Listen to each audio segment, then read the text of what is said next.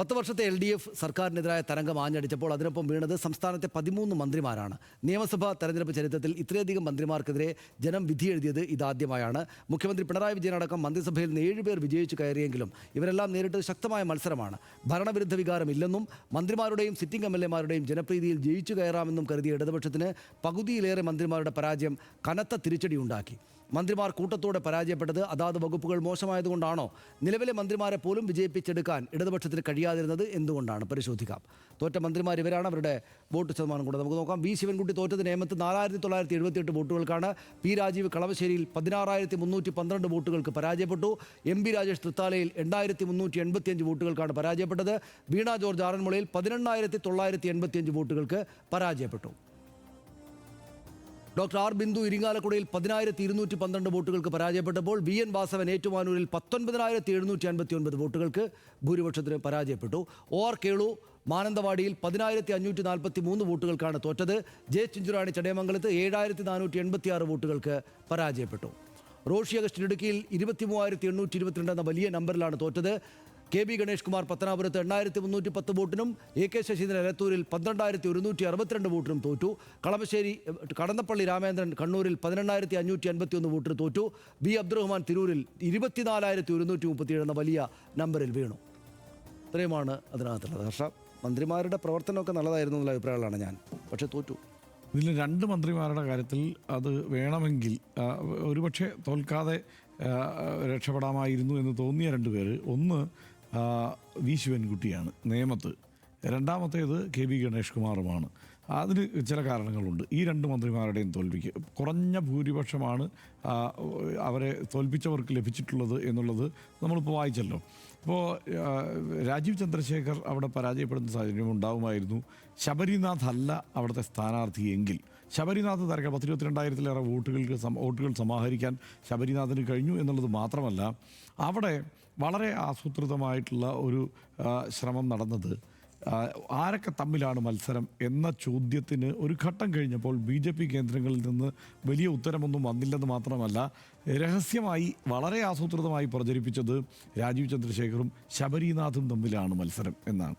Rajeev ചന്ദ്രശേഖറും V ശിവൻകുട്ടിയും തമ്മിലാണ് മത്സരം എന്നല്ല, ആസൂത്രിതമായ പ്രചാരണം ആ മണ്ഡലത്തിനുള്ളിൽ നടന്നു എന്നുള്ളത് വാസ്തവമാണ്. അത് തന്ത്രപരമായ ഒരു സമീപനമാണ്. കാരണം എന്താണ്, അവിടുത്തെ മുസ്ലിം വോട്ടുകൾ ഏകീകരിച്ച് BJP വിരുദ്ധ വോട്ടുകളായി പരിണമിച്ച ഒരു സ്ഥാനാർത്ഥിക്ക് പോയാൽ, ജയസാധ്യതയുള്ള സ്ഥാനാർത്ഥിക്ക് പോയാൽ രാജീവ് ചന്ദ്രശേഖരൻ്റെ തെരഞ്ഞെടുപ്പ് പരാജയമാണ് അവിടെ സംഭവിക്കുക. പക്ഷേ എല്ലാ കണക്കും കൃത്യമായി BJP സമാഹരിച്ചിരുന്നു, രാജീവ് ചന്ദ്രശേഖർ തന്നെ സമാഹരിച്ചിരുന്നു.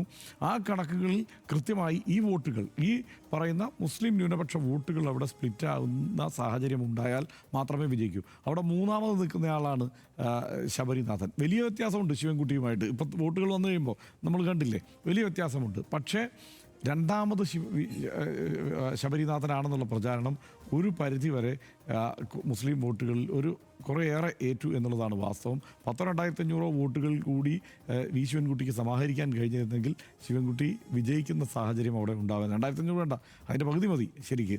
വോട്ടുകൾ സമാഹരിക്കാൻ കഴിഞ്ഞിരുന്നെങ്കിൽ അവിടെ വിജയിക്കുമായിരുന്നു. അത്രയും വോട്ടുകൾ എന്തായാലും ശബരിനാഥന് അവിടെ പോയിട്ടുണ്ട്. അതാണ് അവിടുത്തെ പരാജയത്തിൻ്റെ കാരണം. ശബരിനാഥന് വോട്ടുകൾ പോയി എന്നുള്ളതാണ് അതിൻ്റെ കാരണം. രണ്ടാമത്തെ കാര്യം KB ഗണേഷ് കുമാറിൻ്റെയാണ്. KB ഗണേഷ് കുമാറിനെ NSS ടാർഗറ്റ് ചെയ്തു ഈ തെരഞ്ഞെടുപ്പിൽ. അത് വളരെ എവിഡൻ്റ് ആയിരുന്നു, അത് പ്രഖ്യാപിച്ചിരുന്നു. അത് മാത്രമല്ല, ജ്യോതികുമാർ ചാമക്കാല പത്തനാപുരത്ത് കേന്ദ്രീകരിച്ചാണ് കഴിഞ്ഞ എത്രയോ കാലമായിട്ട് അദ്ദേഹത്തിൻ്റെ പ്രവർത്തനം നടത്തി വന്നിരുന്നത് എന്നുള്ളതാണ്. അവിടെ ജ്യോതികുമാർ ചാമക്കാല കേന്ദ്രീകരിക്കുമ്പോൾ തന്നെ അവിടെ ഈ NSS അവിടെ ഒരു നിർണായക ഘടകമാണ്. പല മണ്ഡലങ്ങളിലും NSS പറയുന്നത് പോലെ കാര്യങ്ങൾ നടക്കില്ലെങ്കിലും ചില മണ്ഡലങ്ങളിൽ അത് സ്വാധീനം ചെലുത്താൻ ശേഷിയുള്ള സംഗതി തന്നെയാണ്. അവിടെ അതുവരെ NSSൻ്റെ മുഖവും നേതൃത്വവുമായി നിന്ന KB ഗണേഷ് കുമാറിനെതിരെ ഒറ്റയടിക്ക് NSS നേതൃത്വം തിരിയുന്നു. അവിടെ ശക്തമായ പ്രചാരണം നടക്കുന്നു. പ്രത്യേകിച്ച് ഫോണിലൊക്കെ വിളിച്ചുമൊക്കെയുള്ള ക്യാമ്പയിൻ വളരെ സജീവമായിരുന്നു അവിടെ. ഈ 2 കാരണങ്ങളാണ് അവർ 2 പേരും നോക്കാനുള്ള കാരണം എന്നാണ് ഞാൻ കരുതുന്നത്. മറ്റുള്ളവരെന്താണ്? മറ്റുള്ളവർ ഇവരെ എല്ലാവരെയും കണ്ടത് ഈ സർക്കാരിൻ്റെ പ്രതിരൂപങ്ങളായി തന്നെയാണ് ആളുകളെ കണ്ടത്. ഇപ്പോൾ പി രാജീവിനെ, അദ്ദേഹത്തെ മാത്രം എടുത്ത്, അദ്ദേഹത്തിൻ്റെ വകുപ്പിനെ മാത്രം എടുത്താൽ അങ്ങനെ മോശം മന്ത്രിയായിരുന്നു? അല്ലല്ലോ. അദ്ദേഹം ഒരു ജനപ്രതിനിധി എന്ന നിലയ്ക്ക് എപ്പോൾ തിരഞ്ഞെടുക്കപ്പെട്ടിട്ടുണ്ടോ അപ്പോഴെല്ലാം അദ്ദേഹത്തിൻ്റെ മികവ് തെളിയിച്ചയാളാണ്.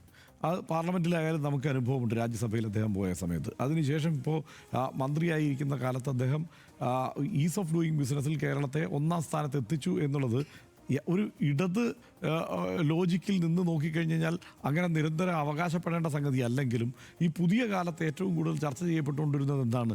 ഇടതുപക്ഷം ഭരിച്ചാൽ ഇവിടുത്തെ വ്യവസായങ്ങളെല്ലാം അടച്ചുപൂട്ടിപ്പോകും എന്നുള്ളതായിരുന്നു. ആ സാഹചര്യത്തിന് മാറ്റം വരുത്തുക തന്നെ ചെയ്തു. മാത്രമല്ല അത് ഈ കാലത്തിൻ്റേത് ഇതാണ് മുദ്രാവാക്യം എന്ന മട്ടിൽ ഏറ്റവും കൂടുതൽ അദ്ദേഹം എടുത്തു കാണിച്ചത് ഈസ് ഓഫ് ഡൂയിങ് ബിസിനസ്സാണ്. രണ്ട് തരത്തിലാണത് പ്രശ്നം ഉണ്ടാക്കിയിട്ടുണ്ടാവുക. ഒന്ന്, ഈ പൊളിറ്റിക്സ് പറയുന്നതിൽ നിന്ന് പതുക്കെ പതുക്കെ വിട്ടു എന്നുള്ള ഒരു പ്രശ്നം അവിടെ ഉണ്ടായി. ഇടതുപക്ഷത്തിൻ്റെ രാഷ്ട്രീയം പറയുന്നതിൽ, ഉറച്ച രാഷ്ട്രീയം പറയുന്നതിൽ. മറ്റൊന്ന്, രാജീവിനെ പോലെയുള്ള മന്ത്രിമാരൊക്കെ അഭിപ്രായം പറയേണ്ട വിഷയങ്ങളാണ് ഈ എന്താണ് വെള്ളാപ്പള്ളി നടേശൻ അടക്കമുള്ള ആളുകളുടെ ഈ പരാമർശങ്ങൾ അടക്കമുള്ള പ്രശ്നങ്ങൾ. അത് പറയാൻ ആർജവമുള്ള നേതാക്കന്മാരാണ് ഇവരെല്ലാവരും. അവിടെ ഇവരെല്ലാവരും മുഖ്യമന്ത്രിയുടെ നിലപാട് എന്താണോ അതിനൊപ്പിച്ചു നിൽക്കുക എന്നതായിരുന്നു ബാക്കി മുഴുവൻ പേര് സ്വീകരിച്ച സമീപനം. സർക്കാരിനെ പാർട്ടി നയിക്കുന്നു എന്നുള്ള ഒരു പ്രതീതി ഇല്ലാതെ പോയി. പാർട്ടി നയിക്കുന്നു എന്നുള്ള പ്രതീതി ഉണ്ടായിരുന്നെങ്കിൽ സെക്രട്ടേറിയറ്റ് മെമ്പറായ പി രാജീവിന് കാര്യങ്ങൾ പറയാവുന്ന ഒരു സ്ഥിതി ഉണ്ടാകുമായിരുന്നു. പക്ഷേ അതുണ്ടായില്ല എന്നുള്ളതാണ് പ്രശ്നം. അതുപോലെ മറ്റു മന്ത്രിമാരെല്ലാം എടുത്തു കഴിഞ്ഞാൽ ഇത് തന്നെയാണ്. അവരെ എല്ലാവരെയും പിണറായി വിജയൻ്റെ പ്രതിരൂപങ്ങളായാണ് ജനം കണ്ടത് എന്നുള്ളതാണ് അതിനകത്ത് വന്നിരിക്കുന്ന പ്രശ്നം. അവരെല്ലാവരും അങ്ങനെ തീരെ മോശം മന്ത്രിമാരായിരുന്നു എന്നും ഒറ്റയടിക്ക് വിലയിരുത്തി പോകാൻ കഴിയില്ല. അവർ ഭരണതലത്തിൽ പക്ഷേ അവർ ഒരു കുഴപ്പം ധരിക്കില്ല. അതിൽ കൂടുതൽ ഞാനും പറയാനൊന്നുമില്ല. ഈ പറഞ്ഞ കാര്യങ്ങളൊക്കെ തന്നെയുള്ളൂ. പിന്നെ ഒരു മൊത്തമായിട്ട് ഇടിഞ്ഞു പൊളിഞ്ഞ് താഴെ വീഴുമ്പോൾ മന്ത്രിമാർ മാത്രമായിട്ട് വിചാരിക്കാൻ പറ്റില്ലല്ലോ. അവർ എല്ലാം കൂടെ ഈ പറഞ്ഞ നമ്മൾ നേരത്തെ പറഞ്ഞ കാര്യങ്ങളെല്ലാം ചേർത്ത് വെച്ചുള്ള ഇടതുപക്ഷ പരാജയത്തിൽ, വീഴ്ചയിൽ അവർ കൂടെ അങ്ങ് അടിപ്പെട്ടു. അത്രയേ ഉള്ളൂ.